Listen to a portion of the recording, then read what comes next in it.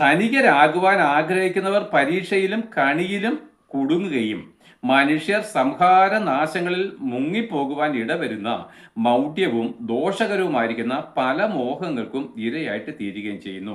അപ്പോഴെന്താണ് ദൈവം നമുക്ക് തന്നത് ഏറ്റവും നല്ല കാര്യങ്ങളാണ്. കുടുംബജീവിതമായിക്കട്ടെ, ഭാര്യാഭർത്തൃ ബന്ധമാകട്ടെ, മക്കളാകട്ടെ, അവരെ തേജസ്സിലേക്ക് നടത്തുവാൻ മാത്രം നമ്മൾ ഉത്സാഹിച്ചാൽ മതി. ഇതെല്ലാം ദൈവം നന്മയ്ക്കായിട്ടാണ് നമുക്ക് ചെയ്തു തന്നിരിക്കുന്നത്.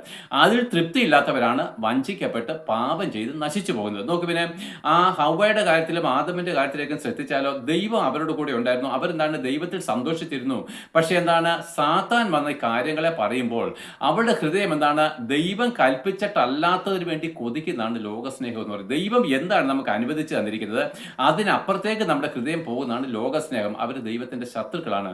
ദൈവത്തിന്റെ ശത്രുക്കൾ എന്ന് പറഞ്ഞാൽ പിശാചിന് അവരെന്താണ് എന്തും ചെയ്യുവാനുള്ള അവകാശം കിട്ടിയാണ്. പിശാചിന് നമ്മളെ എന്താണ് നശിപ്പിച്ച് കളയാനുള്ള അധികാരം നമ്മൾ പിശാചിന് കൊടുക്കുന്നതാണ് തൃപ്തിയില്ലാത്ത ജീവിതം. ഭാര്യാഭർത്തൃ ബന്ധത്തിലും എന്താണ്, തന്റെ ഭാര്യയിൽ തൃപ്തിയില്ലാത്ത, തന്റെ ഭർത്താവിൽ തൃപ്തിയില്ലാത്തവരൊക്കെയും എന്താണ് വഞ്ചിക്കപ്പെട്ട് അവർ പിശാചിന്റെ കെണിയിൽ അകപ്പെട്ട് പിശാചിനോട് നരകാഗ്നിയിൽ കുടുങ്ങിപ്പോൾ 100% ഉറപ്പുള്ള കാര്യമാണ്.